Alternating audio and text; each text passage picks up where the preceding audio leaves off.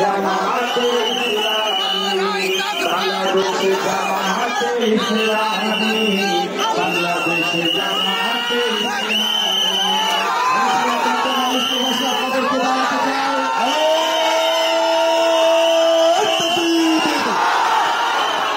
ইসলামের জন্য বুকের তাজা রক্ত দিতে কি আমরা রাজি আছি? ৭১ সালে জন্মগ্রহণ হয়ে রক্ত দিয়েছি, বাংলায় ভাষায় রক্ত দিয়েছি, প্রয়োজন হলে আবার বুকের তাজা কোরআনের জন্য ফেলে দিব। বাতিলের কাছে কোনো মাথা নত হবে না।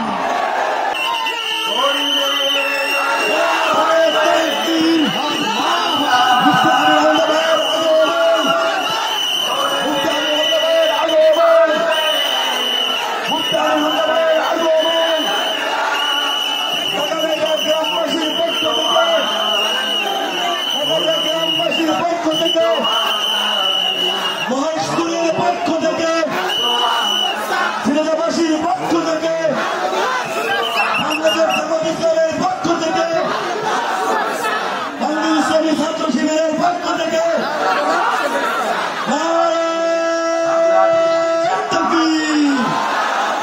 কে বলেছে রাজাকার? কে বলেছে রাজাকার? সাইদিমদের অহংকার। কে বলেছে রাজাকার? সাইদিমদের অহংকার।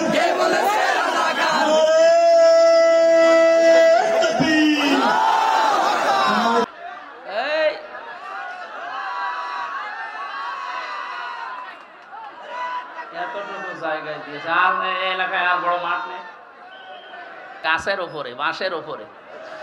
বাংলাদেশের ঐতিহ্যবাহী জেলা ঝিনাইদহ মহেশপুর থানার অন্তর্গত ডাকাতিয়া গ্রামবাসী ও যুব সমাজের উদ্যোগে মরহুম শহীদ আল্লামা দেলাওয়ার হোসেন সাইদি রহমতুল্লাহ আলাইহের শাহাদত বার্ষিকী এবং অন্যান্য শহীদদের শাহাদত বার্ষিকী উপলক্ষে মহাবিশ্বের মহাবিশ্বয় আমাদের মালিক, আমাদের মনিব, মহান রব্বুল ইজ্জত ওয়াল জালালের মুখের পবিত্র বাণী কোরআনে কারীম তাফসীরুল কোরআন মাহফিলের স্বনামধন্য সভাপতি আমার আরাফাতের ভাই আলহাজ নুরুজ্জামান মুন্সি আতালাল্লাহু আমরাহু ওয়া বারাকাল্লাহু ফি হায়াতি, মাহফিলের প্রধান অতিথি শাইখুল মাশায়েখ, কেন্দ্রীয় শোরা সদস্য, ঝিনাইদহ জেলার নায়েবে আমির, ইসলামিক চিন্তাবিদ, শিক্ষাবিদ, শ্রদ্ধাভাজন ব্যক্তিত্ব জনাব অধ্যাপক মতিউর রহমান, বিশেষ অতিথি অধ্যাপক ফারুক আহমেদ, থানা আমির মহেশপুর,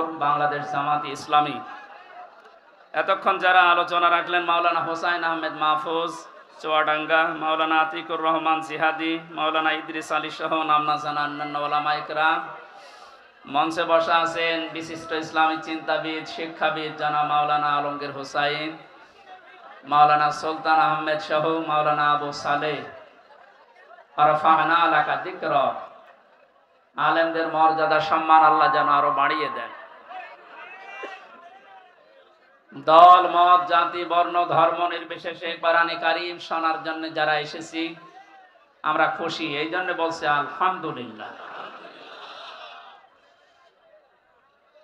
যারা চাষবাস করে দেখবেন এই মানুষগুলোর ফসল যদি বেশি হয়, ঘরের কোনা গোলা আরো যে সমস্ত জায়গায় ফসল রাখা যায়, ধান, গম, ভুট্টা রাখা যায়, এগুলো রাখার পরও জায়গা হচ্ছে না, বিভিন্ন জায়গায় ছড়িয়ে রাখে, দিয়ে রাখে। যিনি দায়িত্বে আছেন, তার মানে পরিচালক যিনি, গেরস্থ যিনি, অনেকে মন খারাপ করেন যে এত ফসল কেন হয়ে গেল। ওনার আনন্দ লাগে যে ফসল আরো বেশি হোক, আমার ঘরে জায়গা না থাক, ডলে জায়গা না থাক, এরপরে জায়গা না হলেও দরকার হয় মানুষের বাড়িতে দিয়ে আসবো, এরপরও ফসল বেশি হোক। তাফসীরুল কোরআন মাহফিল মহেশপুরবাসী যা সাজিয়েছে, ওরা মনে করেছিল মানুষগুলো এত আসবে না, তারপরেও যাই এসেছি। বাড়িওয়ালা যারা যারা দায়িত্বে আছে কমিটির, এরা নারাজ না, এরা আরো খুশি যে আরো হোক, যদিও আমরা বিভিন্ন জায়গায় রাখার পরও দেখেন।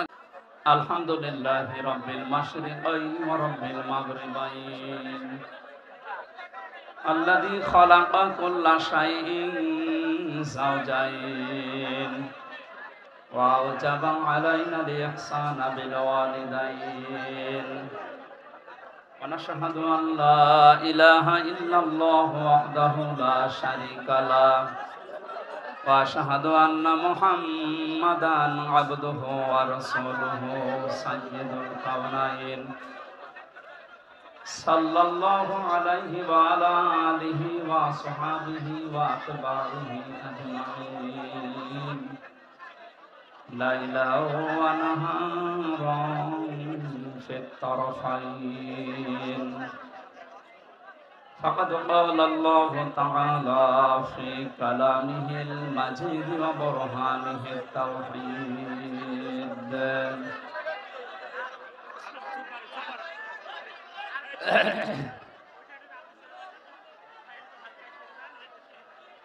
أعوذ بالله من الشيطان الرجيم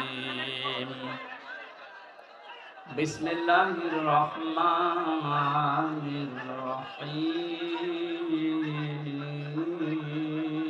الرحيم فأما من أوتي كتابه بيمينه فيقول هاؤم اقرءوا كتابيه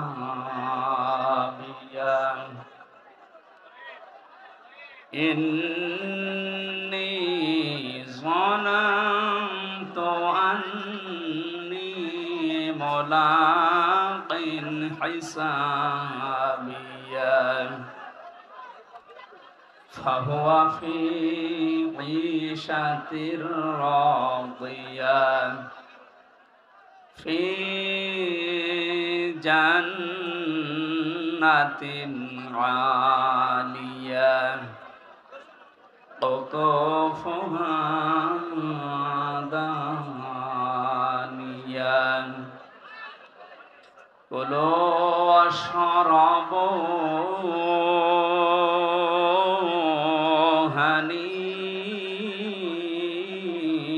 هنيئا بما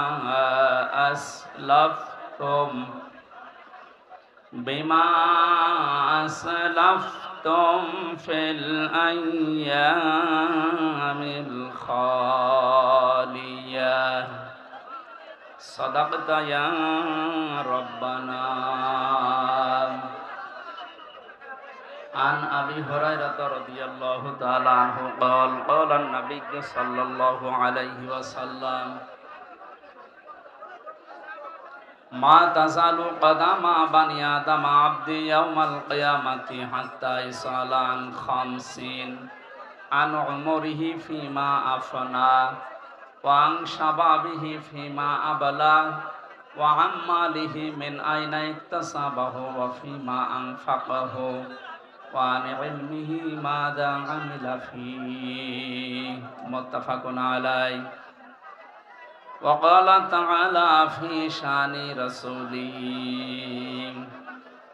إن الله وملائكته يصلون على النبي يا أيها الذين آمنوا صلوا عليه وسلموا تسليما اللهم صل على سيدنا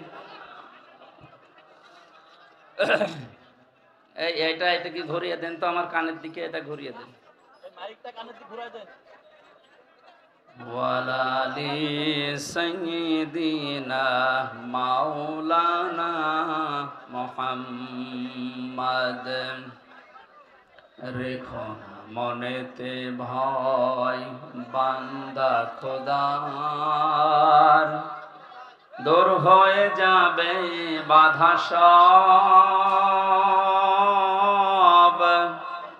তোমার আমার এক মালিক আছেন আমাদের রব আছেন আমাদের রব। এই ময়দানটা এখন আমাদের জন্য মরণের পরে যেন সাক্ষী হয় সেই ব্যবস্থা আজকে আমরা করে নিয়ে যেতে চাই ইনশাআল্লাহ। মরণের পরে কিছু সাক্ষী আমরা কোরআন এবং হাদিস থেকে পেয়েছি, 4 প্রকার হবে। প্রথমে মানুষকে বিচার করার জন্য আল্লাহ রাব্বুল আলামিন যখন তুলবেন, প্রথমে তার মুখের উপরে মোহর লাগিয়ে দেবেন। তার হাত এবং পাও অন্যান্য অঙ্গ প্রত্যঙ্গ আল্লাহর সাথে কথা বলবে। সূরা ইয়াসিনের 65 নম্বর আয়াতে আল্লাহ জানিয়েছেন, আল ইয়াউমা নাখতিমু আলা আফওয়াহিহিম ওয়া তুকাল্লিমুনা আইদিহিম ওয়া তাশহাদু আরজুলুহুম বিমা কানু ইয়াকসিবুন। জোরে বলেন আল্লাহু আকবার। আল্লাহ পাক বলেন, আজকের এই দিনে তোমার মুখ আমি সেলাই করে দিলাম, মুখে মোহর লাগিয়ে দিলাম, তোমার হাত এবং পা অন্যাঙ্গ পতঙ্গগুলো আমি আল্লাহর কাছে তোমার বিরুদ্ধে পক্ষে সাক্ষী দেবে। এই জন্য এই সাক্ষীটা আমরা যেন ঠিক রাখি। আমাদের হাত, আমাদের পা, অঙ্গ পতঙ্গ যেন কিয়ামতে ময়দানে মহাশারে আমাদের বিরুদ্ধে চলে না যায়। এমন এমন কাজে হাত দিয়ে করা দরকার, এমন এমন কাজে পা দিয়ে করা দরকার, কিয়ামতে যেন এটা আমার পক্ষে দাঁড়িয়ে সাক্ষী দিয়ে আমাকে জান্নাত পর্যন্ত পৌঁছিয়ে দেয়। এই যে আইদিহিম, তোমাদের হাত, এই হাত মানে শুধু এই হাত না। তাফসীরের ভাষায় এসেছে হাত মানে ক্ষমতার হাত। এই 17 বছর ক্ষমতার হাত যারা অন্যায়ভাবে ব্যবহার করলেন বিভিন্ন চেয়ারে বসে, আপনি বলেন তো কি জবাব দেবেন কিয়ামতে আপনার এই হাত দিয়ে?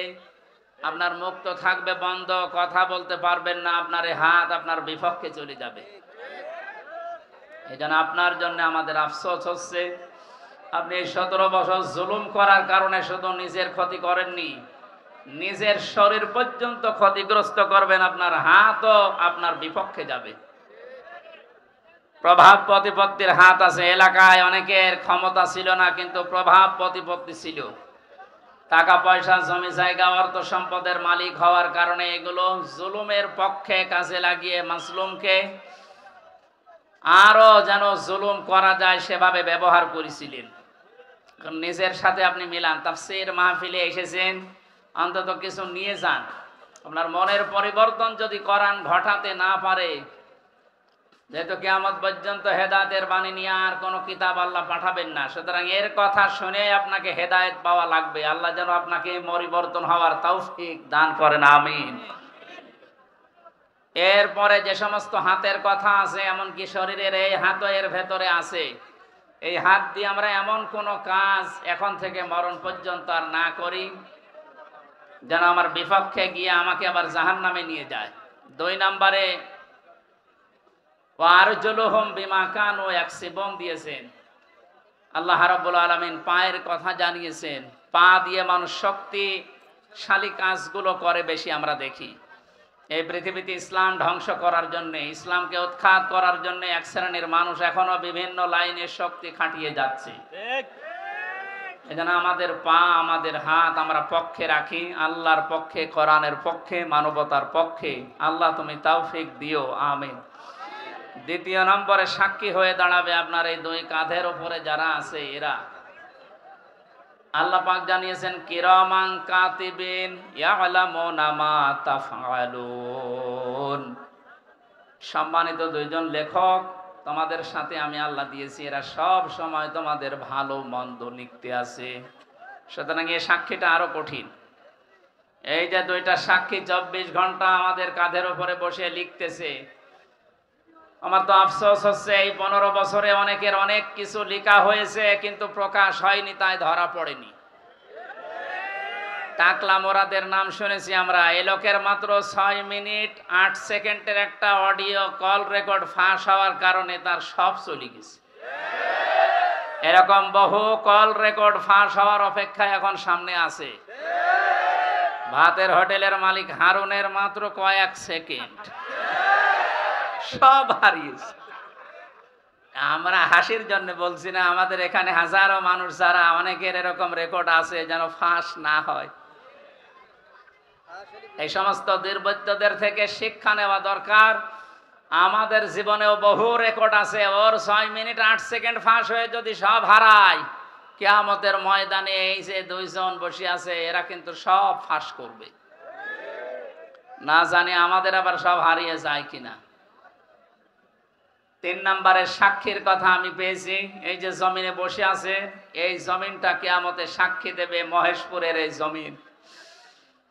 আখরাজাতিল আরদু আসকালাহা, আল্লাহ পাক বলেন মাটির ভেতরে যা আছে সব সেকাল, সবগুলো বোঝা জমিন সেদিন বের করে দেবে।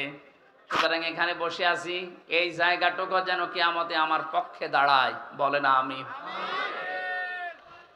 এরপরের সাক্ষী হচ্ছে আল্লাহ আমার আমল নামা, যেটা আজকের তেলাওয়াতকৃত আয়াত দিয়ে আমরা যেটা আরম্ভ করব ইনশাআল্লাহ। সূরা বানি ইসরাইলের 14-15 নম্বর আয়াতে আল্লাহ জানিয়েছেন, ইকরা কিতাবাকা কাফা বিনাফসিকাল ইয়াওমা আলাইকা হাসিবা।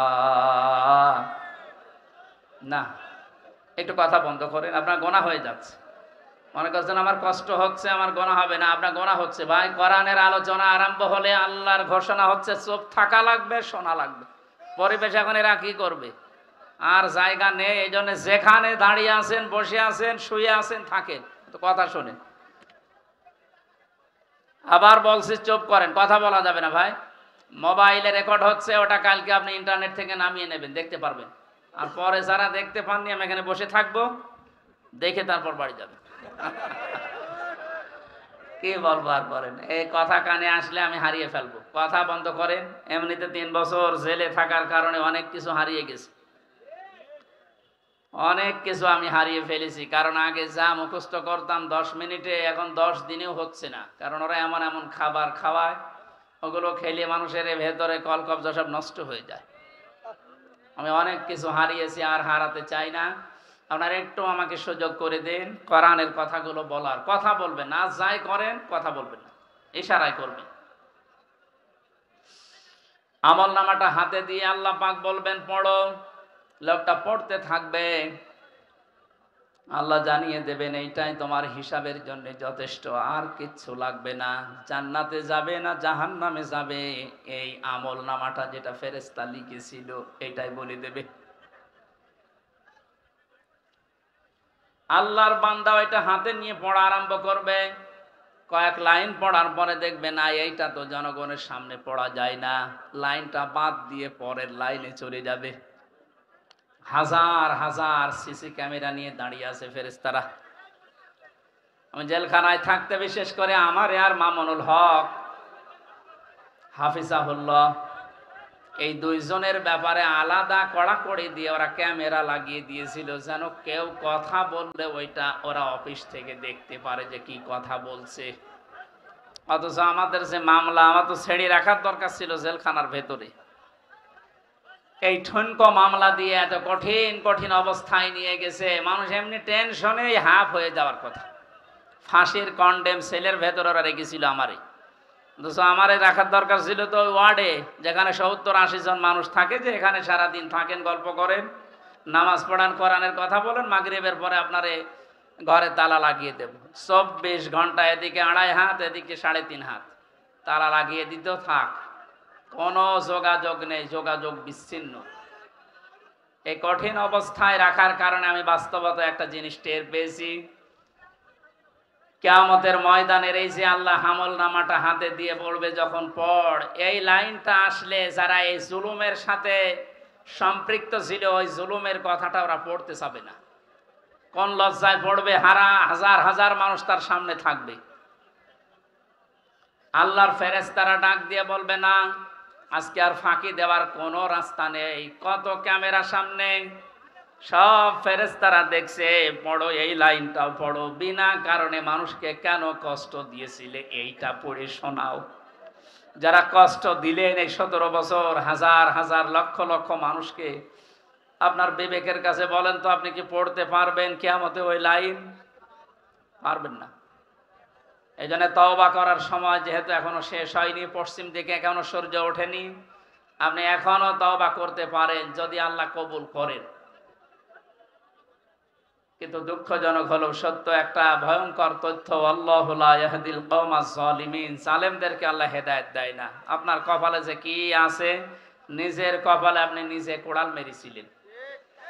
যেন আপনার জন্য এখন আমরা যারা মুসলিম আমাদের আফসোস হচ্ছে যে আপনি কি করলেন, দুনিয়াও শেষ করে দিলেন, আপনার আখিরাতটা ধ্বংস অলরেডি হয়ে গেছে। আপনার থেকে আমরা শিক্ষা নিতে চাই, আমাদের বাকি জীবনে যেন আমরা এমন কোনো কাজ না করি যেটা আমি জনগণের সামনে পড়তে পারবো না, ঠিক আছে? তাহলে এই মাহফিল সাকসেস হবে। তাছাড়া আমি একেবারে হাব্বা জাব্বা দিয়ে স্টেজ সব ভেঙে ফেললাম, কোনো কাজ আছে? বাংলাদেশে ইসলাম কায়েম হয়ে গেল মনে করেন, কিন্তু আমার নাজাত হইল না, লাভ আছে? বলেন না কেন? ইসলাম কায়েম হোক না হোক আমার চেষ্টা করা লাগবে এই জমিনে। কারণ এই যে ইসলাম, এটা আল্লাহর তৈরি করা, আল্লাহর পাঠানো। আমি ইসলামের মালিক না, আমি ইসলামের খাদেম। আমি ইসলামের কি? এই জমিনটা, এই যে মনে হয় 2-3 বিঘা জমিন এখানে পড়ে আছে, এই জমিনের মালিক হচ্ছে ইনি, সভাপতি সাহেব, মুন্সি সাহেব। আমাদের মতো 8-10 জন কামলা, জন, মনীষ, পাট, লেবার যাই বলেন, উনি ভাড়া করিস যে আপনারা সকাল থেকে বিকাল 5টা পর্যন্ত এই জায়গায় ধান লাগান, এই জমিনে বিকাল 5টায় আপনাদের বেতন দিয়ে দেব। বিকাল 5টা বাজতে আর মাত্র 10 মিনিট বাকি আছে। কয় মিনিট? 8-10 জন মস্তান এসেছে মোটরসাইকেল নিয়ে, বড় বড় ছড়ি নিয়ে, সোনার ছেলেরা এখন যেটা ব্যবহার করতো, যেটা এখন পাওয়া যাচ্ছে, এইটা এখন নিয়ে এসে বলছে এ ধান আমরা লাগাতে দেব না, ধান লাগিয়েছেন যা আরো তুলে ফেলবো। আমরা যারা আছি কামলা হিসাবে যারা কাজ করছি, একেবারে ছেড়ে দিলে হবে? তাহলে বেতন পাওয়া যাবে? ওদেরকে বলবো ভাই, এ জমিনের মালিকও আমরা না, এ ধানের মালিকও আমরা না, আমরা কামলা, আমরা হচ্ছে জন, লেবার যাই বলেন, আমরা খাদেম, কাজ করছি, বিকাল 5টায় বেতন দিয়ে দেবে। এখনো 10 মিনিট বাকি আছে, আপনারা ধান যদি তুলে ফেলতে চান, এ ফসল নষ্ট করতে চান, 10 মিনিট পরে তুলে। অবশ্য ঠিক এইরকম কামলা নেওয়া যায় না? ঠিকই বলিস, কারণ জমি তো আমার না, এ ধানও আমার না, তুলে ফেলেন আমার অসুবিধা নেই, 10 মিনিট পরে আমার বেতনটা আগে বিকাল 5টায় নিয়ে নি। বিকাল 5টা বাজার আগে কিন্তু এ ধান আমি তুলতে দেব না, যারা 10 জন কামলা আছি। যদি তুলতে চাই এরপরও মাস্তানরা কটা কাটাকাটি হবে না, মারামারি, রক্তপাত, যদি মেরে ফেলা লাগে। কারণ আমার টার্গেট কি? বেতন। টার্গেট কি? ওইটা না হলে আমি পরবর্তী যারা আছে আমার ছেলে মেয়ে স্ত্রী এদেরকে খাওয়াবো কি? সুতরাং আমার বেতন হয়ে যাক, এরপরে খাবেন। এরপরও যদি তুলে ফেলে মস্তানেরা, আমাদের সাথে মারামারি করে যাই হলো। এখন ওই যে জমির মালিক একজন আছে না, কথা বলে না কেন? আমরা খাদেম যারা আছে, এই খাদেমেরা এদিকে তাকান, আমরা খাদেম না? কার খাদেম? কোরআনের খাদেম। কিসের খাদেম? এই খাদেমদেরকে বলছি শুধু এটা এই 10,000 20,000 মানুষ আমার সামনে তা না, এটা রেকর্ড হচ্ছে, সারা বাংলাদেশ সহ বিশ্বের লক্ষ কোটি মুসলমানেরা শুনছে। 175 কোটি মুসলমানকে খাদেম যারা, কোরআনের আল্লাহর দাস যারা, আমরা আল্লাহর গোলাম যারা, তাদেরকে বলছি জমিনে ইসলাম কায়েম করতেই হবে। এটা ফরজ না, চেষ্টা করি যাওয়া ফরজ। হলে ভালো, না হলো আমার অসুবিধা নেই, আমার বেতন আছে বিকাল 5টায়, জান্নাত। এক কথা বলেন না কেন? কিন্তু বিকাল 5টা বাজার আগে, তার মানে জীবনের শেষ দিন, অবুদ রব্বাকা হাত্তা ইয়াতিয়াকাল ইয়াকিন, সূরা হিজরের 99 নম্বর আয়াত। আল্লাহ বলেন ইবাদত করবা আল্লাহর ওই দিন পর্যন্ত যতদিন মরণ না আসে। সুতরাং মৃত্যু আসার আগ পর্যন্ত আমরা যারা খাদেম আছি, এ জমিনে আল্লাহর দিন কায়েম করার চেষ্টা চালাবই। বাধা যদি কেউ দিতে আসে, তর্কাতর্কি হবে, এতদিন সেটা হয়েছে, হাতাহাতি হবে, এতদিন যেটা হয়েছে, রক্তপাত হবে, এতদিন যেটা হয়েছে, ফাইনাল এখন শুরু হবে, মেরে ফেলা লাগলে মেরে ফেলবো। এখন আর সাহস কেউ করবে না, এখন আর সাহস করবে না। এই জন্য তো দাড়ি কেটে পালাচ্ছিল। ইতিহাস তৈরি করে গেল লোকটা। তাহলে বোঝা যাচ্ছে এই দাড়ি, এটা মেকি দাড়ি, মানুষকে ধোকা দিয়ে বোকা বানিয়ে কোটি কোটি টাকার মালিক হয়েছে এই দাড়ি দেখিয়ে। নাম দিয়েছে কি? দরবেশ বাবা। এই যদি হয় দরবেশের অবস্থা, বাকি যেগুলোর ক্লিন সেফ ওদের চরিত্র কি? আমির হোসেন আমন আমি একটা লোকের ভিডিও দেখলাম, এর চরিত্র এত নিচে নেমেছে আমি এতদিন জানতাম না। সে নাউজুবিল্লাহি মিন যালিক। এদের সর্বোচ্চ নেতার যদি এই অবস্থা হয়, বাকিগুলো যে কোথায় যে টাল হয়ে পড়িয়াছে আল্লাহ ছাড়া আর কেউ জানে না। কয়েকজনের একটু ফাঁস হয় বলে আমরা জানি, ওদের প্রত্যেকের চরিত্র এরকম। বহু মানুষের সাথে মিশে দেখেছি এইটা। একবার চট্টগ্রাম থেকে আসার সময় এক বাসের ড্রাইভার পেছনে বসেছিলাম, বলছিল এই কথা যে কি বলবো, কিছু বলতেও পারি না, সইতেও পারি না। মাঝে মাঝে যখন বাস চালিয়ে যায় মনে করি ওই রকম কিছু পেলে চাপা আগে ওইটা দেব। কত রাগ একটা মানুষের তৈরি হলে এ কাজ করতে পারে বলেন তো? যদিও হত্যার পক্ষে আমি না, কিন্তু ঝিনাইদহ শহরে একজনের লাশ দেখলাম টাঙিয়ে জুতা দিয়ে পিটাচ্ছে। একটা মানুষকে কত ঘৃণা করলে এ লাশ টাঙিয়ে, তাও উলঙ্গ করে টাঙিয়ে রেখেছে। এরপরও আপনার লজ্জা হয় না? এরপরও সাপোর্ট করেন জালেমদের। আপনার তো বিবেক মরে গেছে। এতক্ষণ মাওলানা হুসাইন আহমেদ অনেক কথা বলেছে, সর্বশেষ কথা ছিল আয়না ঘর নিয়ে। এই কথা শুনলে অনেকে মনে করছে আয়না ঘর মানে চারিদিকে আয়না দেওয়া। কোনো আয়না নেই, কোনো আয়না নেই। আমি তো রিমান্ডে 10 দিন ছিলাম, কোনো আয়না নেই। যে অবস্থা তৈরি করেছেন আপনি, এর সাথে জড়িত যারা প্রধান থেকে শুরু করে নিম্ন পর্যন্ত, একটাকেও ক্ষমা করার মতো না। কারণ এরা ক্ষমার অযোগ্য হয়ে গেছে। ক্ষমা পাওয়ার জন্য যে যোগ্যতা দরকার এদের ভেতরে সেটা নেই। সুতরাং যারা বলছেন এদেরকে ক্ষমা করে দিলে হয় না, না, কিসের ক্ষমা? আপনি ব্যারিস্টার আরমান, যিনি তার স্ত্রী 8-9 বছর পর্যন্ত অপেক্ষায় ছিল, উনি আজকে একটা ভিডিও বার্তা পাঠিয়েছে যে আমি আশা ছেড়ে দিয়েছিলাম যে আমার পরিবারস্থ লোক মনে হয় আমি আর দেখতে পারবো না, কিন্তু আমার পরিবারের লোক আমার আশা ছাড়েনি। আপনি এই দৃশ্যটা একটু সামনে নিয়ে নিজের সাথে মিলান তো। আপনার জীবনেও কোনোদিন জালেমদের ক্ষমা করতে মনে চাইবে? কখনো চাইবে না। মানে বাস্তবতা টের পাচ্ছেন না, তাই 5 দিন 7 দিন 10 দিনে আপনার অবস্থা এরকম হয়ে গেছে। 8 বছর 10 বছর 12 বছর 14 বছর একজনকে মাটির নিচে এক ঘরের ভেতরে পচা খাবার দিয়ে আটকিয়ে রেখেছেন। আপনার বিবেক বলে কিছু আছে? আপনি জানোয়ার চাই তো খারাপ। মনে করলাম তাফসীর করবো কি করে? দৃশ্যগুলো সব এখন চোখের সামনে ভাসতেছে।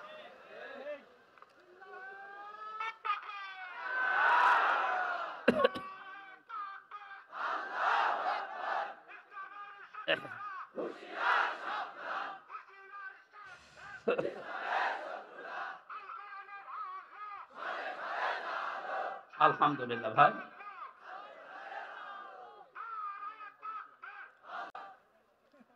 আমার ভাইরা, কোরআনে কারিমে আল্লাহ পাক জানিয়েছেন মাই আশফা শাফাআতান হাসানাতান ইয়াকুল্লাহু নাসীবুম মিনহা ওয়া মাই আশফা শাফাআতান সাজ্জিয়াতান ইয়াকুল্লাহু কিফলুম মিনহা ওয়া কানা আল্লাহু আলা কুল্লি শাইইন মুকিতা।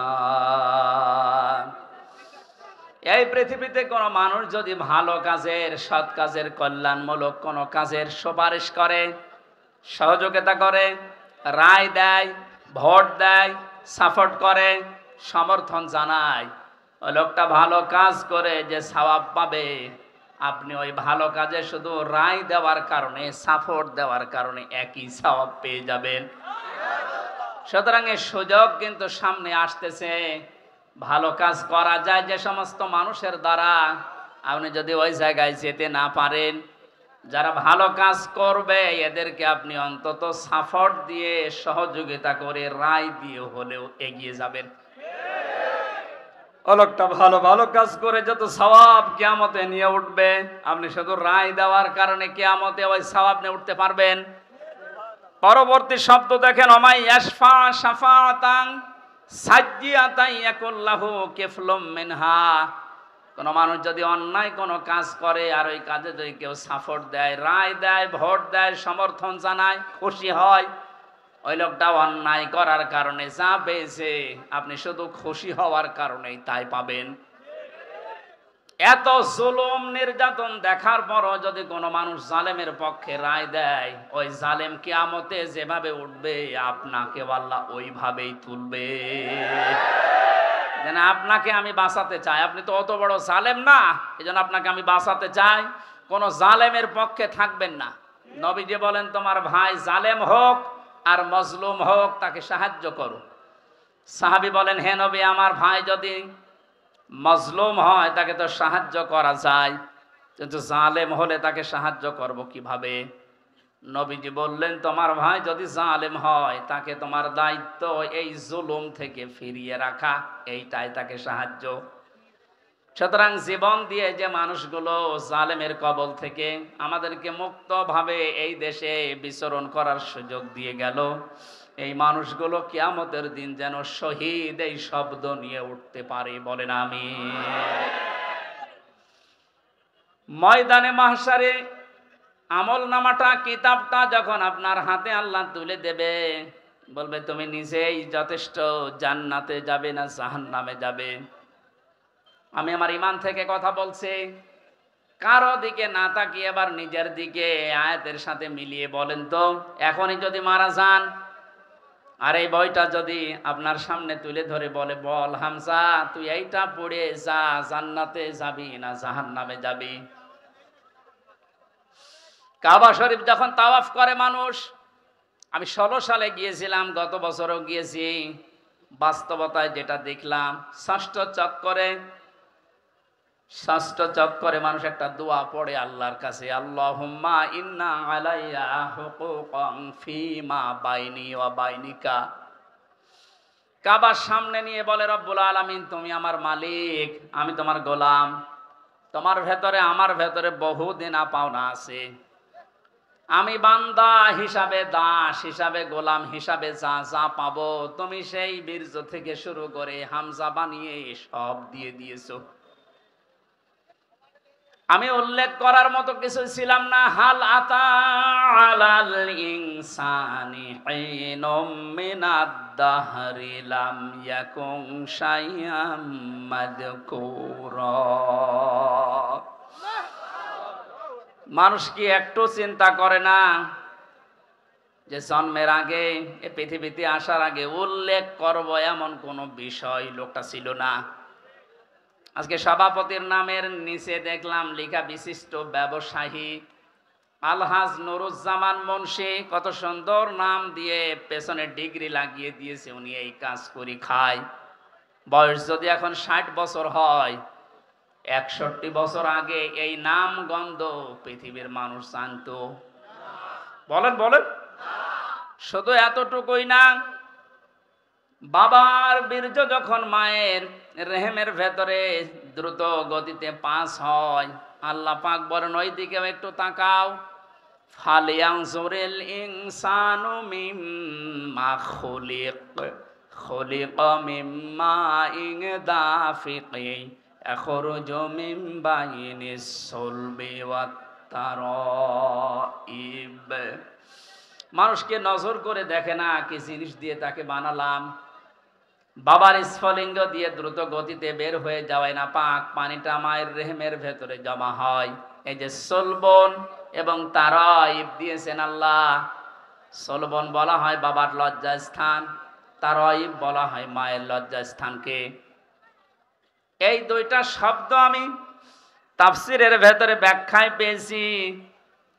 আল্লাহ বাবার ক্ষেত্রে 1 বচন দিয়েছেন, মায়ের ক্ষেত্রে বহু বচন দিয়েছেন।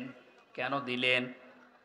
তাফসিরে তাবারি মুফাসসিরে আয়াতের এই সলবন আর তারাইবের ব্যাখ্যা করতে গিয়ে লিখেছেন, পৃথিবীতে মানুষকে নিয়ে আসতে বাবার চাইতে মায়ের কমপক্ষে 3 গুণ কষ্ট বেশি হয়। এই যে এখানে যত পুরুষ মানুষ আছি আমরা, সর্বোচ্চ 45 ইউনিট কষ্ট যদি আমাদের শরীরের ভেতরে কেউ এনে দেয়, আমি সঙ্গে সঙ্গে মারা যাব, আর সহ্য করতে পারবো না। বিজ্ঞান জানিয়েছে পৃথিবীতে হামজাকে দুনিয়ায় আনতে তার মায়ের কমপক্ষে 57 ইউনিট কষ্ট সহ্য করা লেগেছে। 45 আসলে আমরা মারা যাব, অথচ উনি সহ্য করেছিলেন 57 ইউনিট। প্রতিটি জিনিস পরিমাপ করার একটা যন্ত্র আছে, কষ্ট মাপ দেওয়ার জন্য একটা যন্ত্র আছে, এটা ইউনিট দিয়ে মাপা লাগে। এই যে এই প্যান্ডেলটা যদি আপনাকে আমি মাপ দিতে বলি, দাড়ি পাল্লায় তুলে দেবেন কি দিয়ে? ফিতা লাগবে, গজ লাগবে, টেপ বলেন, এটা দিয়ে মাপতে দিলে আপনি মাপতে পারবেন এটা কয় গজ।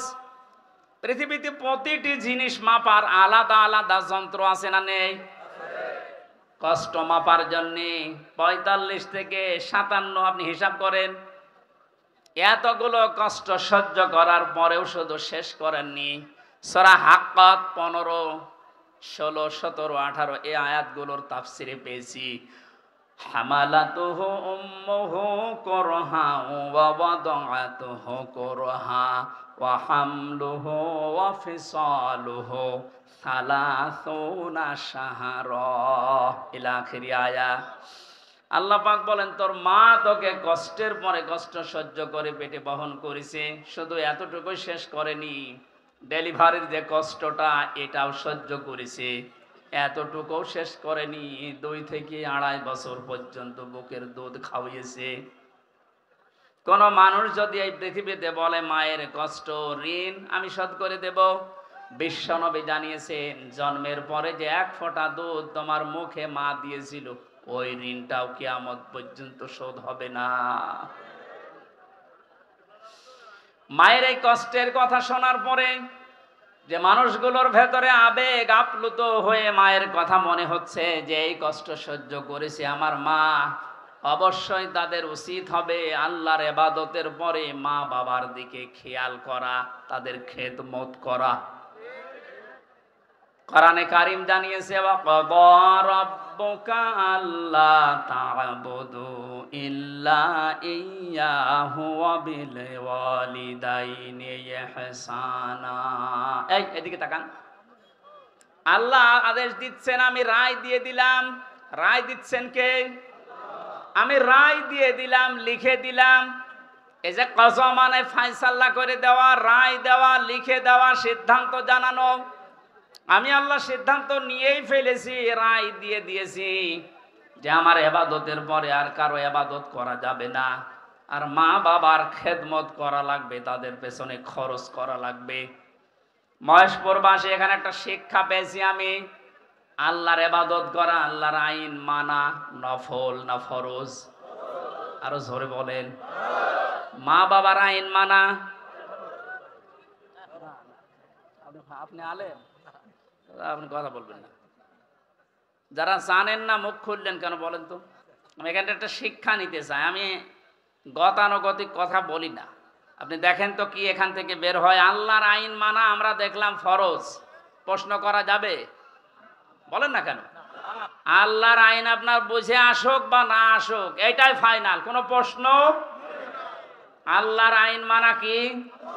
সবাই মুখ খোলেন তো কি? মা বাবার আইন মানা ফরজ না। এই যে মাঝখানে ওয়া আছে, মা বাবার আইন মানা ওয়াজিব না, ফরজ না, ওয়াজিব না। মা বাবার খেদমত করা ফরজ, আইন মানা শুধুমাত্র আল্লাহর ফরজ। কার? আরো জোরে বলেন। আর আল্লাহর পরে রসুলকে আল্লাহ শরীয়ত প্রণেতা বানিয়েছেন, শারে, এজন্য উনি যে নিয়ম নীতিগুলো দিয়েছেন ওইগুলো ফরজ। মা বাবার আইন মানা ফরজ নয়, তাদের সেবা করা, খেদমত করা, টাকা পয়সা তাদের পেছনে খরচ করা কি? বলেন না কেন? কেন ফরজ কেন? আল্লাহ রাব্বুল আলামিন দলিল দিচ্ছেন আখফিদ লাহুমা জানাহা যুল্লি মিনার রাহমা।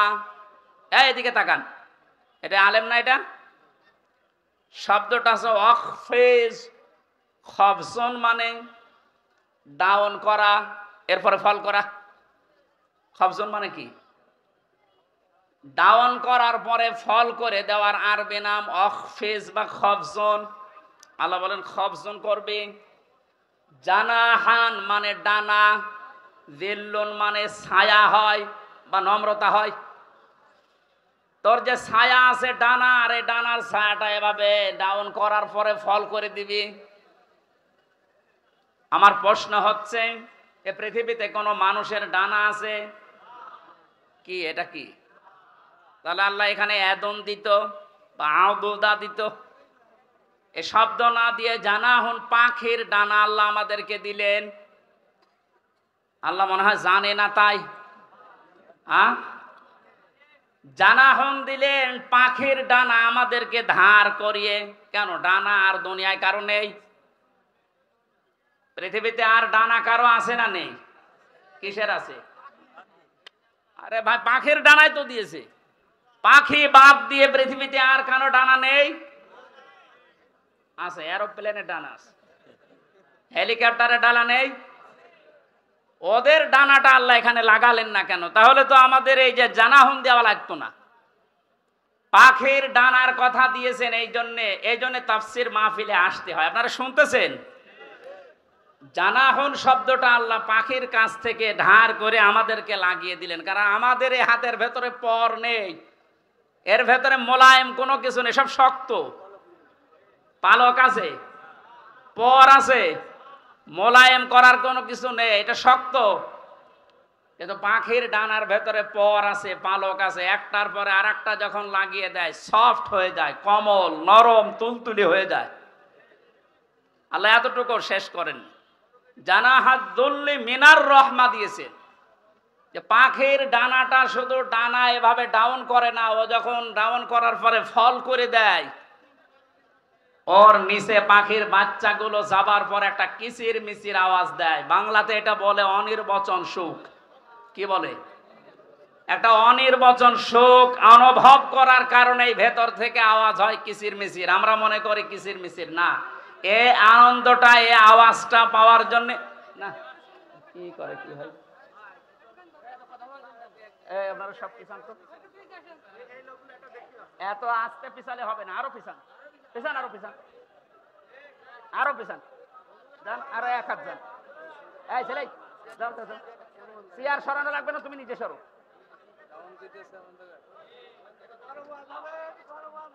কথা বোঝার কোন ইনে তাফসিরুল কোরআন মাহফিলে এই যে আমি আর কি করছি, কথা বোঝার চেষ্টা করেন ভাই।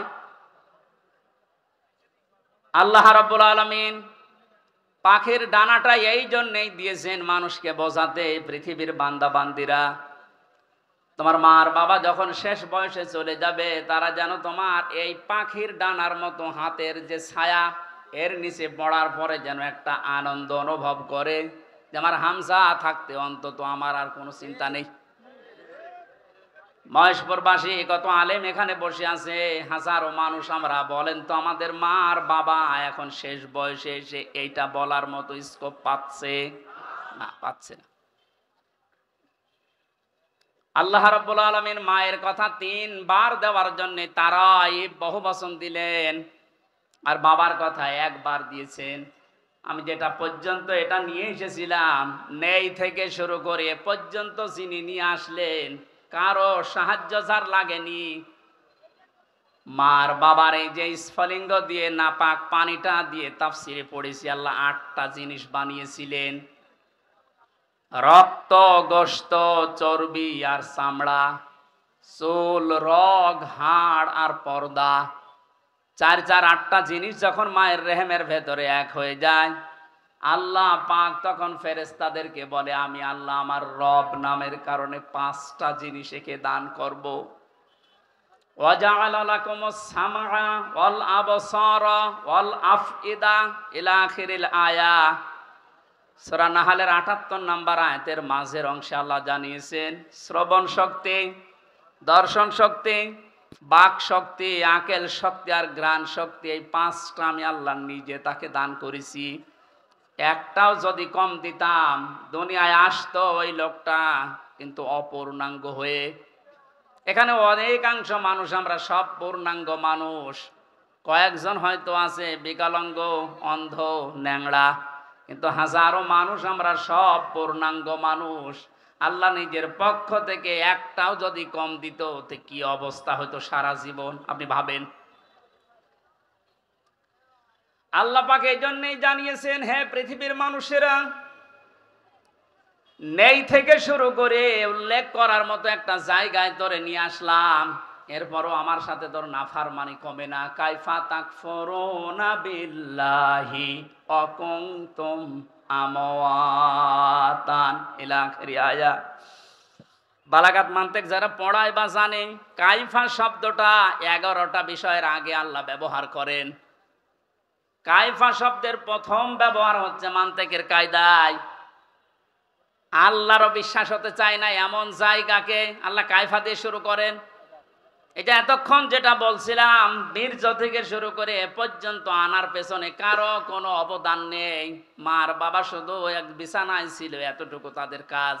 বাকি যা করার বলেন তো কে করেছে? এই মানুষ এখান থেকে হামজা পর্যন্ত হবার পরে যখন নাফরমানি করে, তখন আল্লাহ কাইফা শব্দ দিয়ে শুরু করেছে যে কি করে নাফরমানি করে আমারও বিশ্বাস হয় না। কাবার গেলাপ ধরে মানুষ কিন্তু ষষ্ঠ চক্করে এইটাই বলে এসেছি আমরা, রব্বুল আলামিন আমি তোমার গোলাম হিসাবে, বান্দা হিসাবে বহু কিছু আমাকে তুমি দিয়েছো, ওই যে বীর্য থেকে এ পর্যন্ত, কিন্তু তুমি আমার মালিক হিসাবে আমার তো কিছু দেওয়া দরকার। আমি তো কিছুই তোমার আজ পর্যন্ত দিতে পারলাম না। তবে একটা জিনিস আমার আছে পুঁজি, তোমার ওই রহমান, ওই গফফার, ওই গফর নামের খাতিরে এই কাবা সামনে নিয়ে বলছে আমারে মাফ করে দাও। এই জন্য যারা তাওবা করার জন্য এখনো রাজি হননি, এখনো পর্যন্ত শয়তানের ধোঁকায় পড়ে আছেন, সুযোগ আছে, আপনারা আশা করছি ফিরে আসবেন। আল্লাহ রাব্বুল আলামিন এই যে রাত 12টার পরে তাহাজ্জুদের সময়ে প্রথম আসমানে এসে আপনাদের মতো আমাদের মতো মানুষকে ডাক দিয়ে বলবা, আসো ক্ষমা চাও, ভুল করে ফেলেছো, ক্ষমা চাও। আমরা যেন ক্ষমা চেয়ে নিজের জীবনটাকে মুহাম্মদুর রাসূলুল্লাহর উম্মতে পরিণত করতে পারি, বলেন আমিন। মহেশপুরবাসী বান্দা যখন এটা পড়তে পড়তে কিছুক্ষণ যাবার পরে দেখবে না লজ্জা লাগে, পড়ার মতো না, আল্লাহ পাক বলবেন না পড়া লাগবে। আমার তো ওই দিবসের কথা মনে হয়ে এখন আফসোস হচ্ছে, আল্লাহ আমি কি সত্যি পড়তে পারবো?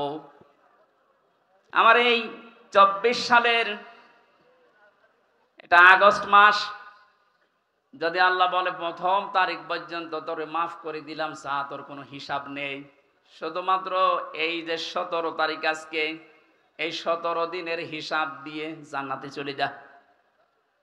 যত মানুষ এখানে আপনারা আছেন বুকে হাত দিয়ে বলেন তো 17 দিনের হিসাব এখনো জোগাড় করা সম্ভব হয়নি।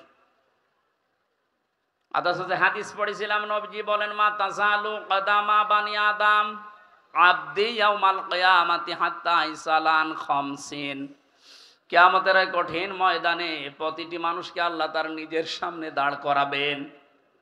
প্রত্যেককেই 5টা করে প্রশ্নের উত্তর জিজ্ঞাসা করবে। 5টা প্রশ্নের সঠিক জবাব দেওয়া ছাড়া কেউ সামনেও যেতে পারবে না, পেছনেও যেতে পারবে না, জায়গায় দাঁড়িয়ে থাকবে। শুধু মাইক ফাটিয়ে টেবিল ফাটিয়ে ফেলেন না, নিজের সাথে মেলান তো। জালেমদের কথা তো বাদই দিলাম, আমরা যারা মজলুম আছি তারা নিজেদের দিকে এই 5টা বিষয় একটু মিলাই। গোজামিল দিয়ে উত্তর দিলে হবে না, নকল করে গোপালগঞ্জের মতো পাশ করে চাকরি পেলে হচ্ছে না। আমরা A+ পাওয়ার পরও আমাদেরকে দেয় না, আর ওরা 2.5 পেয়ে চাকরি পেয়ে যাচ্ছে। কত দুর্নীতি হয়েছে আপনি টের পাচ্ছেন। বাস্তবতায় মিলিয়েছেন আপনি একবারও যে এই লোকটা নিজে আল্লাহর সামনে দাঁড়িয়ে আছে? আপনি নিজে মনে করেন দাঁড়িয়ে যখন আছে, আল্লাহ জিজ্ঞাসা করছেন হামজা বলো তো দেখি, একটা জীবন দিয়েছিলাম 60 বছরের, এই 60 বছরে কি করলে, জবাব সঠিকটা দাও। 2 নম্বরের বিষয় আল্লাহ দিয়েছেন যুবকদের বিষয়, এবং সাবাবিহি ফিমা আবলা, একটা যৌবনকাল দিয়েছিলাম। 15 থেকে শুরু করে 45 বছরে যে বিশাল একটা যৌবনকাল, এটা কোন কোন কাজে লাগিয়েছে বলো? আর যেহেতু যুবকদের কারণে দেশটা স্বাধীন হয়ে গেল, এই যুবকগুলো নাই পার পেয়ে যাচ্ছে। আমরা যারা যুবক আছি এই স্বাধীন দেশে এখনো পর্যন্ত পরিবর্তন হচ্ছে না। কি জবাব দেব বলেন? আমার কিন্তু 60 বছরের ভেতরে যৌবনকালটা ছিল। আল্লাহ আলাদা করে যৌবনকালের কথা নবীজি বললেন কেন? এই কারণেই জানিয়েছে, কারণ যুবকদের দ্বারাই সব কিছু পরিবর্ধন করা সম্ভব, যেটা আমরা দেখতে পেলাম। এই যুবকদেরকে আমি আজকে এই মাহফিলে আহ্বান জানাই। শুধু এইটাই না, যেহেতু পরিবর্তন হওয়া আরম্ভ হয়েছে, সংস্কার হওয়া শুরু হয়ে গেছে, আগামীর বাংলাদেশকে ইসলামের হাতে তুলে দিয়ে আপনারা ক্ষান্ত হবেন। যুবকরা যদি ইচ্ছা করে এটা করা সম্ভব কিনা বলেন তো?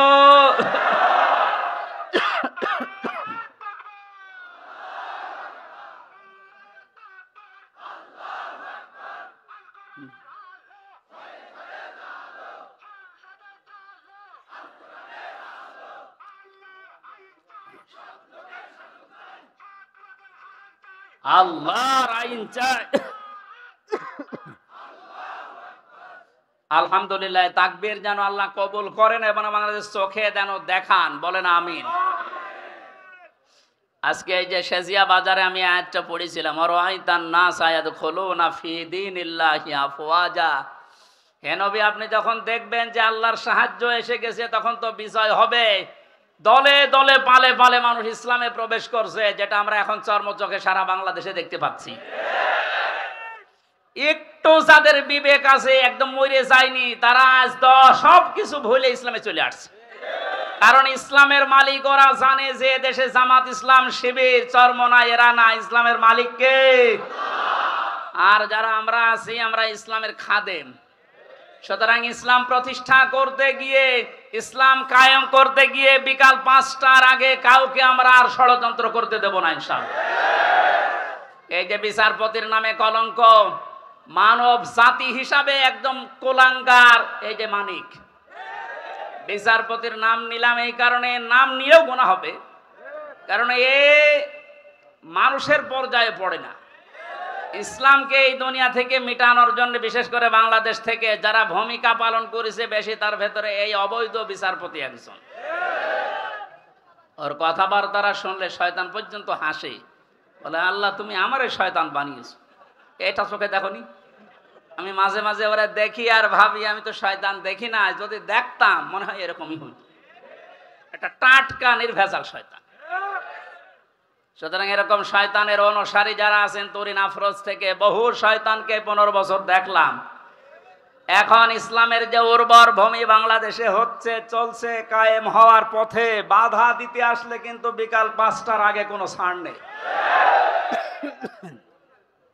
এটা তো গেল কামলাদের।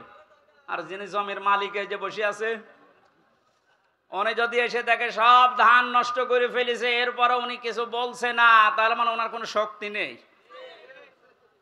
বিশ্বাস করেন, মনে মনে চিন্তা করেন ওনার শক্তি নেই তা না, এখন হয়তো কিছু বলছে না, গোপনে ওনার কোনো কিছু আছে। যেদিন ধরবে ওদিন বাপ বলার সময় দেবে না, যেটা আমার আল্লাহ এখন মালিক হিসাবে করছে। ইন্না বাদশা রব্বিকা লাশাদীদ, তোমার রবের ধরা বড় শক্ত ধরা। নৌকায় উঠে পালাতে গিয়েও পারে না। পারবে কি করে? কারণ ওরে তো আমরা ধরি নাই, ধরেছে কে? এদের কারণে হাজারে অবৈধ আইন মন্ত্রীর কারণে হাজার হাজার মানুষ আইনের এই জায়গায়, ন্যায় বিচারের জায়গায় অবিচার পেয়েছে বেশি।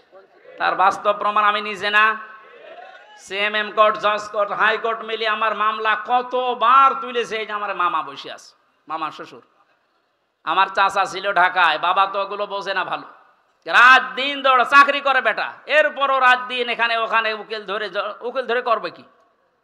কারণ যারেই ধরবে, যত বড় উকিল ধরুক, আর এক উকিল তো বসে আছে ওখান থেকে, যতক্ষণ সিগন্যাল না পাবে আমার নাকি বের হওয়ার কোনো একটা বিচার হলো। আর প্রতিদিন টিভির সামনে এসে শুনতাম যে নাকি লেকচার দিচ্ছে, যে আমরা ন্যায় বিচার কায়েম করে ছেড়ে দিয়েছি। এই ন্যায় বিচার। আমার মতো মূল্য চুরির মামলায় যদি 33-32 বার হাইকোর্টে মামলা ওইটা জামিন না দেয়, কিসের ন্যায় বিচার? যেটা এখন সব পরিষ্কার হয়ে গেছে। 15 বছরে কোনো ন্যায় বিচারে দেশে কায়েম হয়নি, পুরাটা হয়েছে অবিচার। আল্লাহ যেটা নিজে এখন ধরিস। এই জন্য সাবধান। আল্লাহ এমনি কিছু বলছে না, অনেকে মনে করছে এত কিছু করে কিছু হয় না। এখন কিছু টের পাচ্ছেন? আলেমদের মাথায় দড়ি দিয়ে ছাগলের মতো গরুর মতো যখন টেনে নিয়ে যেত ওই কোর্টে, বারান্দায় দাঁড়িয়ে অনেক শয়তান দেখতাম হাসতেছে আর টিপ্পনি কাটতেছে। যে দেশে আর হুজুর নেই, আমির হামজা, মাওলানা মামুনুল হক এরে ধরলো, আর হুজুর নেই দেশে। তাদের কত সুন্দর সুন্দর কথা, ফেরেস্তার মতো কথা বলে, আর এরা উঠলে শুধু রাজনীতি করে। ধরেছে, ঠিকই হয়েছে। এখন আপনি টের পাচ্ছেন কি হচ্ছে? 10 দিন আগে যে লোকটা আইন পোড়া চালাতো, সেই লোকটার পক্ষে একটা উকিল পর্যন্ত এখন দাঁড়াতে রাজি না। এইটাই আল্লাহর ধরা। এটা কার ধরা? এই জন্য জমিনের মালিক যিনি, উনি যদি ধরে, বাপ বলার কিন্তু সময় পাবেন না। আমরা এখন এই আয়াতটা আল্লাহকে বলছি, আল্লাহ তুমি আমাদেরকে দেখাও যে দলে দলে মানুষ ইসলামে প্রবেশ করছে।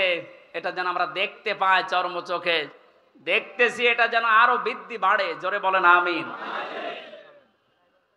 কারণ এই জমিনে বহু মানুষ এই 52-53 বছর চালিয়েছে, আমরা দেখলাম না? বাবা চালিয়েছিল, স্বামী চালিয়েছিল, চাচা চালিয়েছিল, বউ চালিয়েছে, ভাবি চালিয়েছে। এক কথা বলছে না কেন?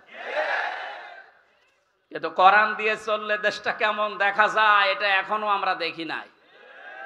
এখন আমরা সবাই একমত, দলমত আর নেই। কোরআন দিয়ে এই দেশ চললে কেমন দেখা যায়, ওইটা আমরা এই চোখে দেখতে চাই। কারা কারা দেখতে রাজি আছেন দেখি? লিল্লাহি তাকবীর।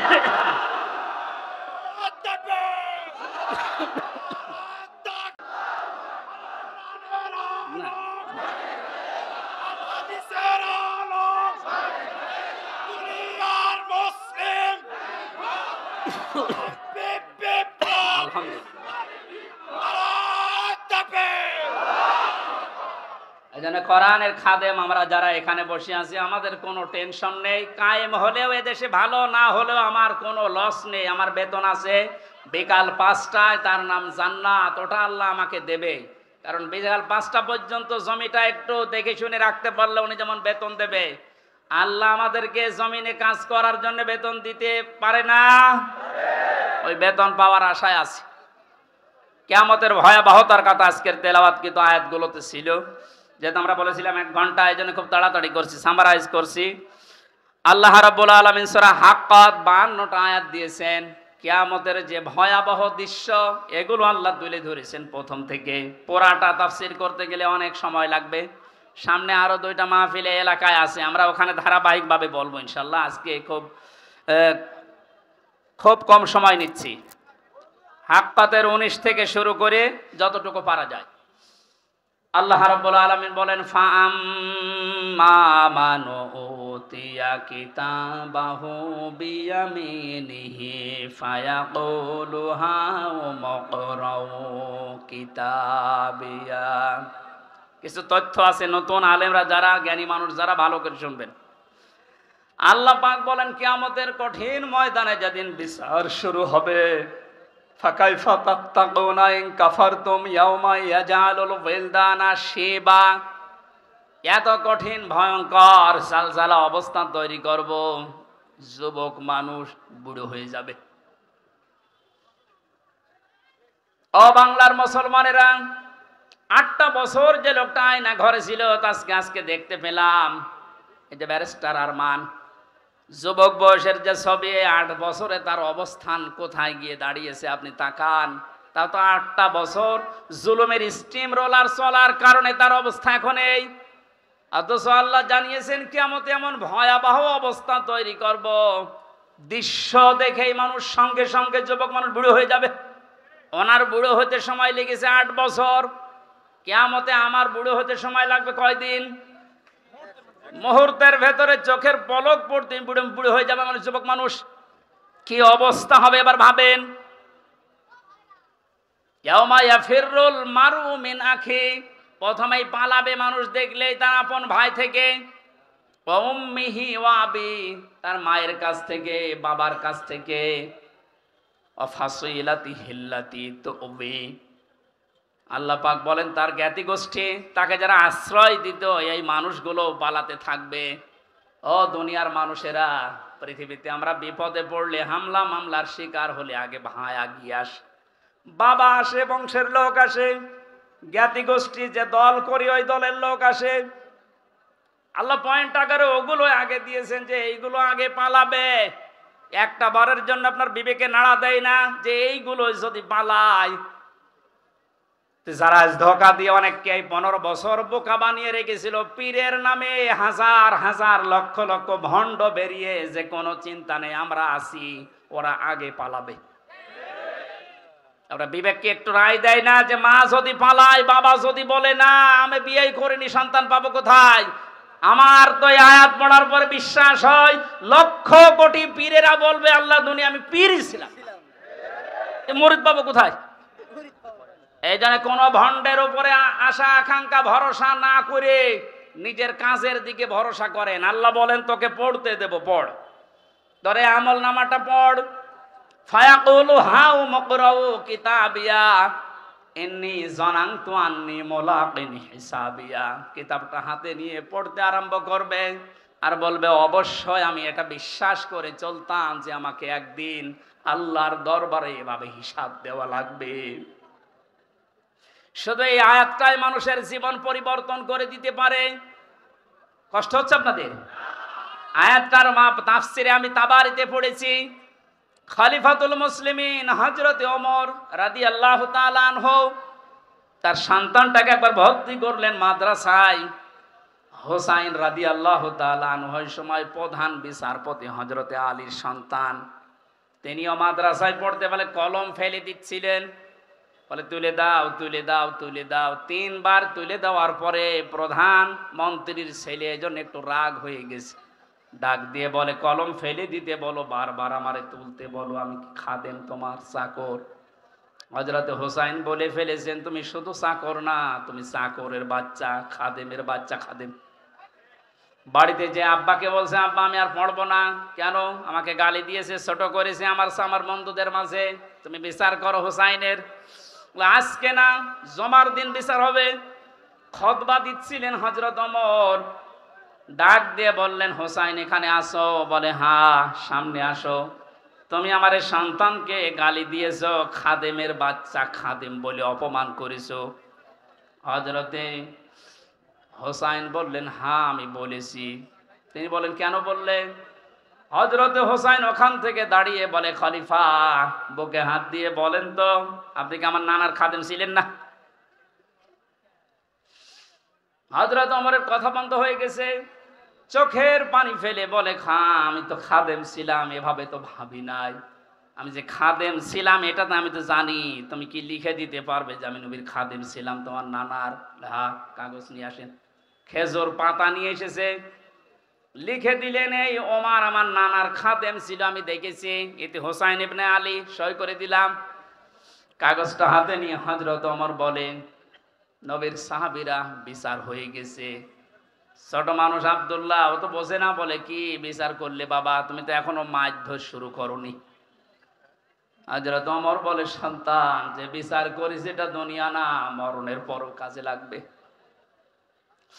আমি ইন্নী জানানতু আন্নী মুলাকিন হিসাবিয়া, আমি বিশ্বাস করে দুনিয়ায় চলি যে আমাকে হিসাবের মুখোমুখি হওয়া লাগবে।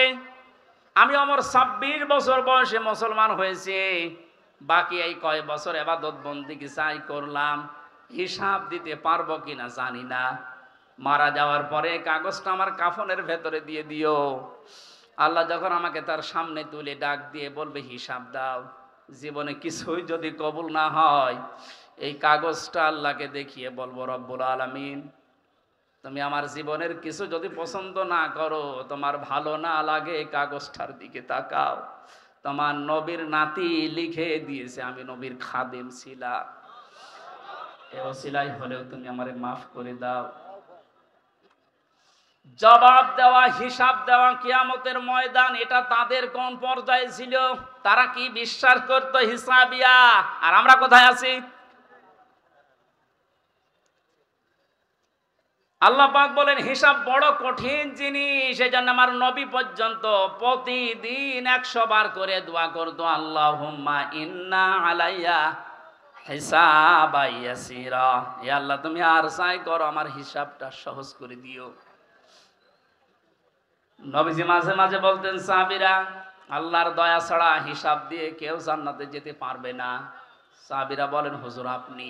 বিশ্বনবী বলেন আমারও সম্ভব না আল্লাহর দয়া ছাড়া হিসাব দিয়ে জান্নাতে যাওয়া।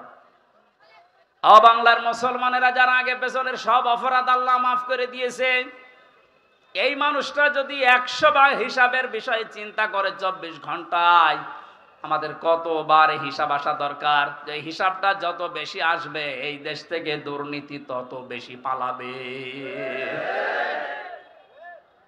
আজ এক একটা মন্ত্রী এক একটা নেতার ঘরে যত টাকা যত স্বর্ণ পাওয়া যাচ্ছে, এর একটাই কারণ, এরা কোনোদিন বিশ্বাস করে না যে আর একটা জায়গা আছে যেখানে হিসাব দেওয়া লাগবে। এখন যারা দায়িত্বে আছেন, পরবর্তীতে যারা আসবেন, তারা 100 ভাগ বিশ্বাস করে ওই জায়গাগুলোতে যাবেন যে আমি আর চাই করি আমাকে কিন্তু হিসাবের মুখোমুখি হওয়া লাগবে। বাংলার দুদক না, বাংলার বিচারপতি না, আমার যে নিয়ালাই সাল্লাহু বিআহকামিল হাকিমিন, সব চাইতে বড় বিচারপতি যিনি, ওনার সামনে আমার হিসাব দেওয়া লাগবে। কথা বলেন ঠিক কিনা? আমি হামজা সহ যত মানুষ এখানে বসে আছি, প্রত্যেককেই যেন এই আয়াতটা নিজের সাথে মিলিয়ে আল্লাহ আমাদের হিসাব যেন সহজ করে দেন, বলেন আমিন। ফাওয়া ফি ঈশাতির রাদিয়া, এই লোকটাকে আল্লাহ সন্তোষজনক জীবন দান করবেন। এদিকে তাকান এবার, যে তথ্যটা বলার জন্য এতক্ষণ পর্যন্ত এদিকে ওদিকে আমি ছড়িয়েছিলাম, এইবার সে পর্যন্ত এসেছি, আলেমদেরকে বলছি ফাওয়া ফি ঈশাতির রাদিয়া, আল্লাহ পাক বলেন তাকে সন্তোষজনক জীবন দান করব। সন্তোষজনক জীবন কি? ফি জান্নাতিন আলিয়া, সুউচ্চ মাকাম জান্নাত যেটা, ওখানে আল্লাহ তাকে পৌঁছিয়ে দেবেন। কুতুফুহা দানিয়া, যার ফলগুলো হাতের নাগালে এসে নাড়াচাড়া করবে। কুলু ওয়াশরাবু হানিয়াম বিমা আসলাফতুম ফিল আইয়ামিল খালিয়া, আল্লাহর পক্ষ থেকে ঘোষণা আসবে খাও, পান করো, মন মতো খাও, কারণ এই খাবারগুলো তোমাদেরকে জালেমরা দুনিয়ায় খেতে দেয়নি, এরকম আরামে জালেমরা থাকতে দেয়নি। 15 বছর অনেকে এই বাংলাদেশে নিজের স্ত্রীর কাছে রাখতে পারে নাই, নিজের ঘরে মাথা দিয়ে ঘুমাবে পারে নাই। এই কথা বলে না কেন? আম বাগানে, বাঁশ বাগানে, এমনকি ধানের ক্ষেতের ভেতরে মশারি টাঙিয়ে 15 বছর কাটিয়েছে এমন মানুষ ওই দেশে আছে। আল্লাহ পাক যেন তাদেরকে হাত ধরে ধরে বলছে কুলু ওয়াশরাবু হানিয়া বিমা আসলাফতুম ফিল আইয়ামিল খালিয়া, এতদিন যা খেতে পারোনি এখন মন মতো খাও। আমার মনে হয় সেই সময় আমাদের সামনে এসে গেছে। আল্লাহ যেন আমাদের আয়াতটা জীবনের সাথে মিলিয়ে দেন, বলেন আমিন। সন্তোষজনক এই জীবনে যাবার আগে যে বিষয়গুলো আল্লাহ সামনে নিয়ে এসেছিলেন, তার 1 নম্বরে ফাআম্মা মান সাকুলাত মাওয়াজিনুহু ফাহুয়া ফি ঈশাতির রাদিয়া, মানুষকে আল্লাহ মাপ দেবেন মিজানের পাল্লায়। কিসের পাল্লায়? জবান খোলেন। মিজান মানে না, না, মিজান মানে মানদণ্ড। মিজানের পাল্লায় আল্লাহ মাপ দেবেন মানে মানদণ্ড সামনে নিয়ে আসবেন। হাইকোর্টের সামনে দেখেন একটা দাড়ি পাল্লা দেওয়া আছে, এ দাড়ি পাল্লায় ওজন দেয় কি? ওটা ন্যায় বিচারের মানদণ্ড। সরকারে দেশের মানুষকে বোঝাতে চায় সারা দেশে অবিচার হতে পারে, এই হাইকোর্টে আসলে দাড়ি পাল্লার মতো ন্যায় বিচার পাবা। দুইটাই সমান না, একটাকে একটু এদিক ওদিকে আছে, একেবারে সমান সমান দেখবেন। আজকে এই ভুলটা ভাঙা লাগবে। আমার যতটুকু ধারণা, আমি লেখাপড়া করে যা পেয়েছি, এই ভুলটা যদি বাংলার জমিনে আজ ভেঙে যায়, হাজার হাজার মানুষ সঙ্গে সঙ্গে উল্টিয়ে যাবে। দেখেন তো আপনি মেলাতে পারেন কিনা। আমি প্রথমে যে উদাহরণ দিতে 2টা জিনিসের নাম বলেছিলাম, প্রতিটি জিনিস পরিমাপ করার জন্য আলাদা আলাদা জিনিস পাওয়া যায়। আমি গত 7 দিন 8 দিন ছিলাম মালয়েশিয়া, সিঙ্গাপুর, ওইদিকে থাইল্যান্ডের। ওখানে যে আলোচনার বিষয়গুলো সাবজেক্ট আকারে দিয়েছিল তার ভেতরে এই মাওয়াজিন ছিল। বলে মাওয়াজিনের অর্থ আপনি বের করেন তো, একটা একটা করে 99টা অর্থ আমি আবিধান থেকে বের করেছি। এক একটা শব্দের ব্যাখ্যা করার জন্য আমার আলাদা আলাদা সময় দিয়েছে, কারণ ওই দেশে অনেক বড় বড় শিক্ষিত মানুষ স্টেজে থাকে, মসজিদের ভেতরে অথবা অডিটোরিয়ামে হয়। এখান থেকে আমি যেটা নিতে পেরেছি, এই যে মাওয়াজিন দিলেন, মিজানের পাল্লার এই মাপটা যদি আপনি পরিষ্কার করতে না পারেন, ক্লিয়ার হতে না পারেন, আপনার অপরাধ প্রবণ জীবন থামবে না। প্রতিটি জিনিস পরিমাপ করার জন্য একটা উদাহরণ দিয়েছিলাম, এটা পরিমাপ করার জন্য ফিতা লাগে, চাউল পরিমাপ করার জন্য বাটখারা লাগে, কি লাগে বলেন বলেন, তেল পরিমাপ করার জন্য লিটার লাগে, সিসি লাগে। কেউ যদি এখন তেল মাপ করার জন্য ফিতা দেয়, মাপতে পারবে? এইটা মাপ করার জন্য দাড়িপাল্লা দেয়, মাপতে পারবে? তাহলে প্রতিটি জিনিস মাপ করার জন্য আলাদা আলাদা যন্ত্র পাওয়া যায়।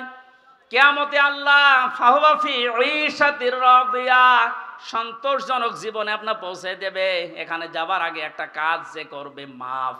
কি মাপ? মানে পরিমাপ। এই যে মিজানের পাল্লা বলছেন আপনি, মানদণ্ডে আল্লাহ মাপ দেবেন। আবার বলছে, ভালো করে শুনবেন, গীবত করবেন না কিন্তু বাইরে যে। প্রতিটি জিনিস যদি পরিমাপ করার জন্য আলাদা আলাদা যন্ত্র থাকে, কিয়ামতের দিন আল্লাহ মিজানের পাল্লায় মাপ দেবে কি? আমল। আমল কি মাপ দেবে? বলেন বলেন।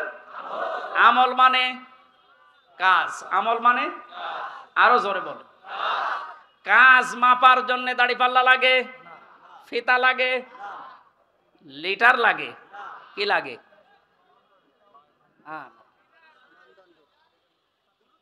কে বলেছে না? কি ছাত্র ক্লাস করাচ্ছে আল্লাহ জানে। এটার জন্যই তো আসতে হয়। মাপ দেওয়ার জন্য এই পৃথিবীতে গুরুত্ব লাগে। কাজ যদি কেউ মাপতে চায় যে আমি কাজ মাপবো, কেজি দিয়ে মাপা যাবে যে কয় কেজি কাজ।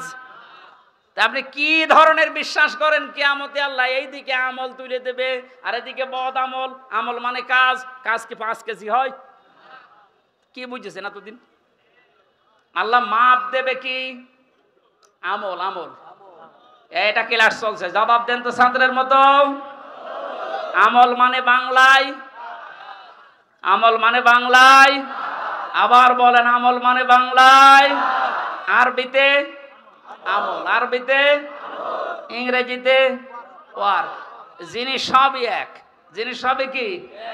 এ মাথায় যেটা আছে এটার এই দেশের নাম চুল। আপনি পাকিস্তানে যে চুল কেটে দেন, কিয়ামতের আগে কাটবে না। তো জিনিস তো একই, নাম বিভিন্ন দেশে বিভিন্ন জিনিস, নাম এক না? জিনিস কি এক না দুই? আমল, ওয়ার্ক, কাজ সব এক। সাধারণ জ্ঞানে আমরা বুঝলাম যেটা মাপ করার জন্য দাড়ি পাল্লা, এই সিসি, লিটার, কেজি লাগে না। এটা মাপতে হলে গুরুত্ব লাগে। কাজ মাপতে হয় গুরুত্বের ভিত্তিতে। কিসে? এখন গুরুত্বের ভিত্তিতে আমল যদি, কাজ যদি, ওয়ার্ক যদি মাপতে হয়, এই পৃথিবীতে সবচাইতে গুরুত্বপূর্ণ কাজ আল্লাহর দৃষ্টিতে ফরজ। বলেন না কেন? এরপরে ওয়াজিব, এরপরে সুন্নাত, এরপরে নফল, এরপরে মুস্তাহাব, এরপরে মোবা। এ সিরিয়াল আকারে ধরেন। আপনি সারা জীবন মোবা, সুন্নত, মুস্তাহাব হাজার হাজার করেছেন, নফল, কিন্তু ফরজ ওয়াজিব করেননি। আপনার গুরুত্ব থাকবে কাজের? বলেন। এই স্টেজের গুরুত্ব কি? এই যে সামিয়ানা আর এই খুঁটি, এই দুইটা আসল জিনিস। এর ভেতরে আরো অনেক অন্য জিনিসও আছে, না দিলেও অসুবিধা নেই। এই যে লাইট যদি না দেন, স্টেজ থাকবে না? এই টেবিলটা না দিলে থাকবে না? এটা না দিলে বিউটিফাই হবে না। কিন্তু স্টেজ তো মানুষ বলবে যে সামিয়ানা আছে, খুঁটি আছে। আপনার জীবনে ফরজ কাজ 500। কয়টা? আপনি কোরআন পড়েন, 500 শরীয়তের বিধান পাবেন। 499টা আপনি করেছেন, একটা করেননি, আপনার পুরা জীবনের সব আল্লাহ বাতিল করে দেবে।